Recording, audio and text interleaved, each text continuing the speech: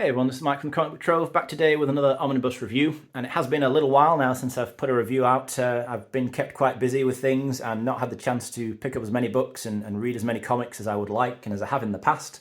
So things have slowed down a bit on the channel. That probably will be the case for a while to come yet.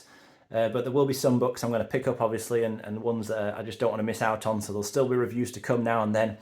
This is one such book because as a fan of Silver Age Marvel, of that classic stuff, this is one that I was really happy to see finally get a reprint after spending many years out of print, and I'm talking probably like 12 years or more.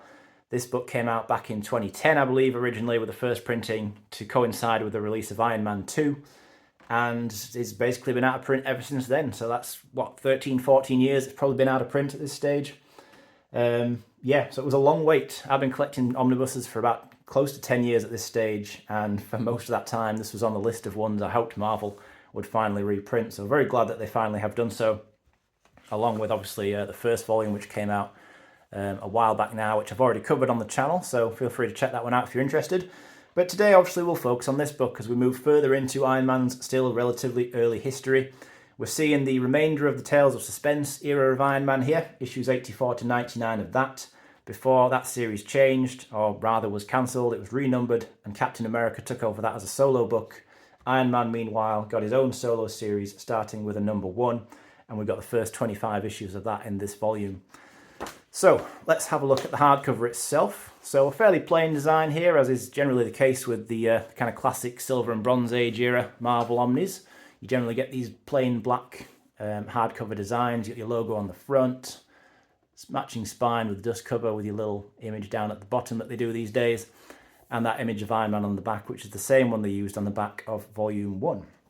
So yeah, pretty nice and simple.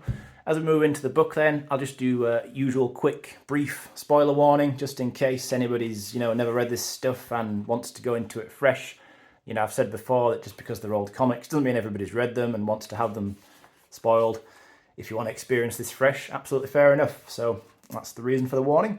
And as we go inside, we've got the credits page here. So we're seeing that Stan Lee is finishing off the rest of the Tales of Suspense issues as the writer, before Archie Goodwin took over as the first main writer on the solo series. In terms of artists, your main pencilers here are Gene Colan and George Tusker. Both great artists who did a great job on this series. Contents page, showing off the list of issues and original publication dates. Always a feature I've really liked, that you can see that and kind of get a reference for what point in history you're actually reading through. Really cool to see that neatly laid out in this way. And yeah, so we're going through the remainder of the 60s then, from 66 up until about midway through 1970 here. So just about going into the Bronze Age as of the end of this book. And obviously now there is a Volume 3. Quite unusually, Marvel released Volume 3 of this literally just 2 weeks, I think, after they reprinted this book. Kind of unusual. They don't generally release volumes so close together of any omnibus series. So as of yet, I've not had a chance to pick up the third one. Just haven't had the opportunity to do so, but it is on my radar. Keep an eye out on the channel if you're interested to see me ultimately cover that book, because I will do at some point, I'm sure. But for now, let's take a look at this second volume. And yeah, so initially we're seeing artwork here by Gene Colan, who's an artist that I'm just a big fan of pretty much everything he's ever done. I've always really enjoyed. Tomb of Dracula is a huge highlight, obviously, but other stuff he's done as well, like Howard the Duck even. Just a great artist. I've pretty much never seen anything that he did that I haven't enjoyed. And yeah, so I mean, look at this, great pages like that. I love that. But yeah, so we're also seeing some familiar villains showing up here. So the Mandarin here, classic Iron Man villain, maybe the most popular, or well, most well-known, I should say, classic Iron Man villain of all. But plenty of other things obviously going on too. So supporting characters, we've still got Happy Hogan and Pepper Potts. And Tony Stark is still not known by the public to be Iron Man, which is something that I think for anybody who became familiar with Iron Man in more recent times, in the more modern era of comics, probably in no small part thanks to the MCU as well, and the way that Iron Man was always, depicted in the MCU films, with everybody knowing Tony Stark as Iron Man. It's kind of weird to go back to these original days and to see, this point where everybody just thinks that Iron Man is Tony Stark's bodyguard, So whenever something kicks off Tony Stark in kind of classic Clark Kent fashion, really, will make himself scarce, gets out of the room, and suddenly Iron Man bursts in. Yeah, it's and that went on for a long time. You know, that was the status quo of Iron Man for a really long time, for many years. I always just find it kind of weird. It's a bit like how with Thor, you know, you go back to early Thor and he's Dr. Donald Blake who has to strike his cane to the ground to turn into Thor. It's just a thing, you know, when you go back to the early years of characters like this, quite often things are not, you know, quite as established and refined as they became as the years went on. You know, not uncommon at all to see that sort of stuff. But I enjoy all of this. You know, it's classic Silver Age to very early Bronze Age, technically, you could say. And I think that both Gene Colan and George Tusker did a really good job on this, which is a real highlight of the book and something that makes it visually really nice to look through. I would say, you know, these are not the very best stories of this era when you compare it to other Marvel series. You know, stuff like, obviously, Amazing Spider-Man and Fantastic Four.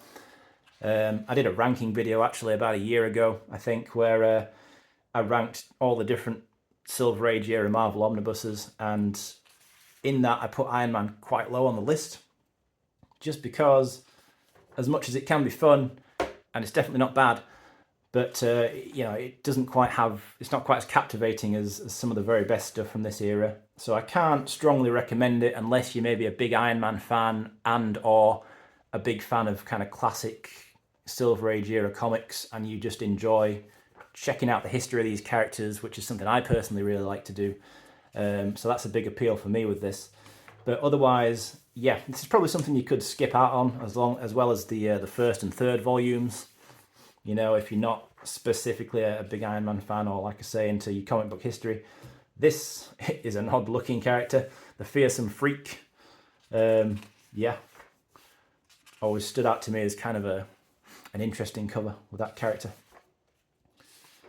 Yeah, but otherwise, just some kind of cool early Iron Man, really. That's the best way I can summarize it. But it's something that, as I say, I have a fun time reading through all this stuff. You know, there's nothing from this era that I've ever really hated so much. I just find it kind of endearing to go back and see these old comics. And for me, the omnibus format, from the very beginning when I got into this hobby, the big appeal, the thing I really loved about it and was kind of amazed by it, and in a sense still am to this day all these years later, is just the fact that you can have like all this history collected in one cool big book and have like the art looking more pristine than it ever did. You know, it's just a really great way to kind of have comic book history on the shelf. I don't know, like fundamentally that's always been a big appeal of omnibuses to me. I'm sure to others as well, but you know, if you've ever read this era of Iron Man, you know, happy to hear the thoughts of others, as always, with every book I ever discuss. You know, leave a comment below if it's something that you have checked out or want to check out. You know, either way, be happy to hear what people have to say. But yeah, I think that'll pretty much do it for now. I didn't want to do a fully in-depth review on this one. Hopefully this has been somewhat insightful or interesting, though, for anybody curious about this book. Maybe it's helped to make your mind up one way or another, whether it's something you are interested in. It's something I'm glad to have, and as I say, Volume 3 as well, something I do look to pick up at some point. Don't know exactly when, hopefully sooner rather than later. We'll see when I get a chance. But yeah, otherwise, thanks as always for watching this through. Appreciate it as always. And I'll be back again soon to discuss something else.